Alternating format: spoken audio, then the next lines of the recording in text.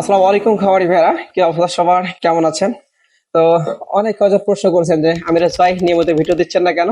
Video না দেওয়ার মূলত একটাই কারণ, আমি কয়েকদিন থেকে একটু অসুস্থ, একটু জ্বর এবং সর্দি। তাও আলহামদুলিল্লাহ, জীবনের প্রতিটি ভালো এবং খারাপ সময় সর্বদাই আল্লাহ তাআলার শুকরিয়া আদায় করতে হবে। আলহামদুলিল্লাহ, এই অসুস্থটাও আল্লাহ তাআলার পক্ষ থেকে একটি পরীক্ষা। কারণ মহান আল্লাহ তাআলা কুরআন মাজিদের সূরা আল বাকারার 155 নম্বর আয়াতে বলছে, নিশ্চয়ই আমি তোমাদের পরীক্ষা করব সামান্য ভয়, ক্ষুধা, যানবাহনের উপর ক্ষতি এবং ফল ফলাদি বিনষ্টর মাধ্যমে, তবে সুসংবাদ দাও যারা ধৈর্যশীল। এতে কি বুঝলেন? নিশ্চয়ই আল্লাহ তাআলা ধৈর্যশীলদের সঙ্গে আছেন, এবং যেখানে আমাদের ধৈর্য থাকবে সেখানে আমাদের সফলতা আসবে। তাই আমি বলি, যারা মূলত আমার নিয়মিত ভিডিও দেখেন তারা অবশ্যই আমার ভিডিওগুলো ধৈর্য এবং মনোযোগ সহকারে দেখবেন, কারণ আমার ভিডিওগুলো একটু বড় হয়ে যায় এবং আমার প্রতিটা ভিডিওতে 2 মাসে মোনাজাত করেন অনেক অনেক ইম্পর্টেন্ট টিপস গুলো দেওয়া থাকে।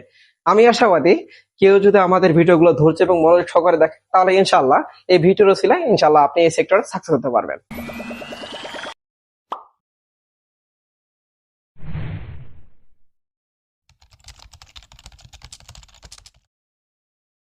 আপনারা অধিকাংশ জন মূলত আমার কাছে একটি বিষয় জানতে চেয়েছেন। বিষয়টি হলো যে 2 মাসে মোনাজাতকরণের লক্ষ্যে গরু কেনার পর সর্বপ্রথম আমরা কি কি চিকিৎসা বা ট্রিটমেন্ট করে থাকি। তো ইনশাল্লাহ আজকের ভিডিওতে আমি আপনাদের জানাবো যে গরু কেনার পর সর্বপ্রথম যে 10 দিন আছে, এই 10 দিন আমরা গরুকে কি কি ট্রিটমেন্ট বা চিকিৎসা করে থাকি। তো আপনাদের বোঝার সুবিধার্থে আমি আমার খামারের 4টি গরু সিলেক্ট করতেছি, যে 4টি গরু মূলত আমরা সবার শেষে কিনছিলাম। আপনারা যারা আমাদের নিয়মিত ভিডিও দেখেন আপনারা জানেন যে আমি যখন আমার শেষে 4টি গরু আপনাদের ভিডিও দেখাইছিলাম, সেই 4টি গরুর মধ্যে আমার 2টি গরু ছিল কি একবারে দুর্বল, মানে একবারে দুর্বল ছিল, এবং 2টি গরু ওইভাবে দুর্বল ছিল না, আর কি স্বাভাবিক স্বাস্থ্য ছিল। তো ইনশাআল্লাহ এই 4টে গরু দিয়ে আমি আপনাদের ডে বাই ডে আমরা কি ট্রিটমেন্ট করে থাকি সেগুলো উপস্থাপন করতেছি। প্রথম দিন মূলত হচ্ছে যেদিন আমরা গরুকে ক্রয় করে, বলতে হাট থেকে আমরা আমাদের খামারে নিয়ে আসি, সেদিন সর্বপ্রথম আমরা আগে আমাদের দানাদার খাবারটা ট্রায়াল দিই, যে আসলে গরুটি আমাদের দানাদার খাবারটা খাচ্ছে কিনা। এরপর যদি গরু খায় আলহামদুলিল্লাহ, না খেলে আমাদের খাওয়ানোর বেশ কিছু প্রসেস আছে, সেগুলো আমরা অ্যাপ্লাই করি। তো প্রথম দিন আমরা সর্বপ্রথম গরুকে আমাদের খাবারটা ট্রায়াল দিয়ে আসলে খাচ্ছে কিনা। এরপর হচ্ছে কি আমরা গরুকে বায়োলাক ট্যাবলেট, নরমালি মানে প্রোবায়োটিক প্রিবায়োটিক গ্রুপের যে ট্যাবলেট আছে বায়োলাক বা বায়োগার্ড, সেটা আমরা প্রয়োগ করে থাকি। ছোট গরু হলে একটা, বড় গরু হলে 2টা। এটা আমরা খাওয়াই কি জন্য? এটা খাওয়ানোর একটা মূল কারণ হচ্ছে গরুর স্বাভাবিক রুচি বৃদ্ধি এবং গরুর পেটের মানে সিম্পল যে কোনো সমস্যা থাকে সেগুলো দূর হবে। এরপর আমরা করি কি, যদি গরু হাট থেকে নিয়ে আসে, অনেক সময় গরু দেখা যায় যে গাড়ি থেকে চড়তে বা নামতে গরু অনেক জায়গায় ডাং ডুং খেয়ে থাকে আর কি, গরু শরীরে ব্যথা আদার্স অন্য অনেক সমস্যাগুলো আসতে পারে আর কি। সেজন্য প্রথম দিন আমাদের পর্যবেক্ষণ চলে, এর পাশাপাশি আমরা বায়োলাক ট্যাবলেট দিই, এবং গরু কোথাও যদি ব্যথা পেয়ে থাকে তাহলে আমরা নরমালি ব্যথার ট্যাবলেট, মেলভেট এগুলো দিয়ে থাকি। তো আমাদের প্রথম দিনের চিকিৎসা দাঁড়ালো কি, নিয়ে সর্বপ্রথম আমরা খাবার ট্রায়াল দিই, এরপর হচ্ছে আমরা বায়োলাক ট্যাবলেট দিই। হ্যাঁ, এরপর যদি জ্বর ব্যথা থাকে জ্বর ব্যথার ওষুধ দিই, না হলে আমরা কোনো কিছু দেই না।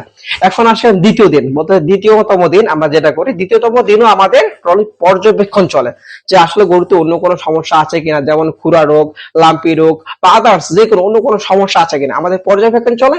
এর সঙ্গে আমরা শুধুমাত্র খাওয়াই আমাদের প্রোবায়োটিক প্রিবায়োটিক গ্রুপের যে ট্যাবলেট আছে, হ্যাঁ, বায়োলাক বা বায়োগার্ড, আমরা এটা খাওয়াই।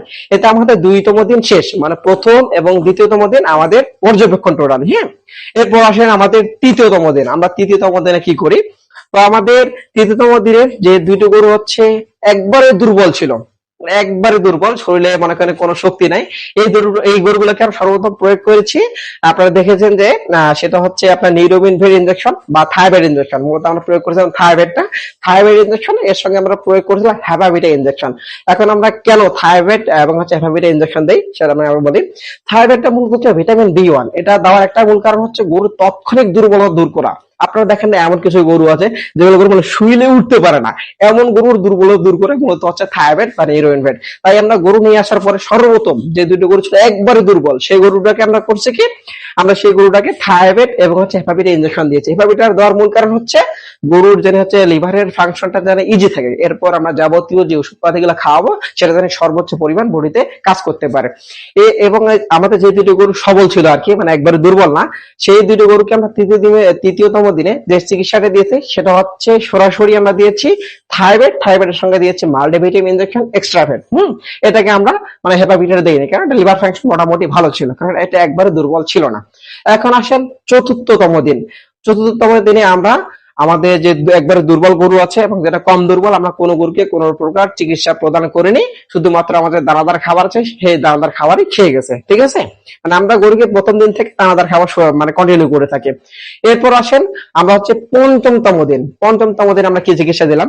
পঞ্চমতম দিন যে দুটো গরু একবারে দুর্বল ছিল, সেই গরু দুটাকে আমরা প্রয়োগ করছি থাইরয়েড ইনজেকশন, এর সঙ্গে দিচ্ছি মাল্টিভিট ইনজেকশন এক্সট্রাভেট, মানে মাল্টিভিটামিন যেটা। এই দুটো দেওয়ার মূল কারণ কি, গরুর তাৎক্ষণিক দুর্বলতা দূর করার জন্য তো কাজ করে থাইরয়েড, সেটা আমি আপনাদের বললাম। এরপর এক্সট্রাভেট, এটা হচ্ছে মাল্টিভিটামিন, মানে গরুর বডিতে যত প্রকার কি ভিটামিনের ঘাটতি আছে এগুলো একটা মানে পূর্ণ হয়ে একটা গরুর মধ্যে বাড়তি এনার্জি আসবে। কারণ আমরা গরু হচ্ছে সপ্তমতম দিন আমরা গরুকে কৃমিমুক্ত করবো। ঠিক আছে, এতে দেখা গেল যে আমাদের প্রায় মানে পঞ্চমতম দিন চলে গেল, এবং যে দুটো গরু আমাদের কম দুর্বল ছিল ওই দুটো গরুকে আমরা কোনো প্রকার ট্রিটমেন্ট দেই নাই। এরপর ষষ্ঠতম দিন আমাদের উভয় গরুকে, মানে যেটা কম দুর্বল এবং যেটা বেশি দুর্বল, আমরা উভয় গরুকে কোনো প্রকার চিকিৎসা প্রদান করি না। এরপর আসেন সপ্তমতম দিন।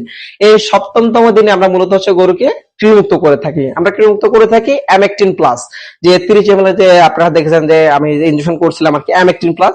সেই অ্যামেকটিন প্লাস আমরা হচ্ছে দেই 100 কেজি লাইব্রেরির জন্য 3 ml করে আমরা গরুর চামড়ার নিচে প্রয়োগ করি, সেটা আপনারা ইনশাআল্লাহ ভিডিও দেখতেছেন। আর আজকে আমাদের যে শেষের যে 4টি গরু আছে, এই 4টি গরুকে আজকে মূলত আমরা অ্যামেকটিন প্লাস ইনজেকশন গুলো প্রয়োগ করব। এরপর আসেন হচ্ছে অষ্টম, এই অষ্টম, নবম, দশম, মানে এই যে শেষের 3 দিন, মানে কৃমিমুক্ত করার পরের দিন, তারপরের দিন, তারপরের দিন, মোট 3 দিন, মানে হচ্ছে আমাদের অষ্টম, নবম, দশম, এই 3 দিন আমরা গরুকে দিব জিঙ্ক এবং লিভার টনিক। মানে এই হচ্ছে আমাদের প্রথম 10 দিনের মানে ট্রিটমেন্টের ধাপ। আমি আবার আপনাদের বলতেছি, প্রথমতম দিন গরু নিয়ে আসার পর শুধুমাত্র খাবার ট্রায়াল, এর পাশাপাশি বায়োলাক ট্যাবলেট। দ্বিতীয়তম দিন খাবার ট্রায়াল চলবে, এরপর হচ্ছে আপনার বায়োলাক ট্যাবলেট শেষ, দ্বিতীয় দিন শেষ। তৃতীয়তম দিন যদি গরু একবারে দুর্বল হয় তাহলে আমরা দিচ্ছি থাইরয়েড ইনজেকশন, এর সঙ্গে দিচ্ছি আমরা হ্যাপাবিরিয়া ইনজেকশন, গরু লিভার ফাংশন ইজি করার জন্য। এরপর চতুর্থতম দিন আমাদের গরু কোন ট্রিটমেন্ট নেই। এরপর হচ্ছে আমাদের পঞ্চমতম দিন আমরা দিলাম থাইরয়েডের সঙ্গে আমরা দিয়েছি এক্সট্রাভেট মাল্টিভিটামিন ইনজেকশন। এরপর হচ্ছে আমার ষষ্ঠ দিন আমরা গরুকে কোনো প্রকার কোনো চিকিৎসা প্রদান করিনি, শুধুমাত্র খাদ্য খেয়ে গেছে, মানে কন্টিনিউ প্রথম দিন থেকে খাবার। এরপর সপ্তমতম দিন আমরা গরুকে কৃমিমুক্ত করেছি অ্যামেকটিন প্লাস দিয়ে। এরপর আমরা গরুকে কৃমিমুক্ত করার জন্য কোনো ওষুধ প্রয়োগ করবো না। এরপর আসে অষ্টমতম দিন, নবমতম দিন এবং হচ্ছে দশম দিন। এই 3 দিন আমরা গরুকে দিয়েছি জিঙ্ক এবং লিভার টনিক। মূলত হচ্ছে আমাদের এই 10 দিনের, মানে প্রথম 10 দিন এই হচ্ছে আমাদের ট্রিটমেন্ট।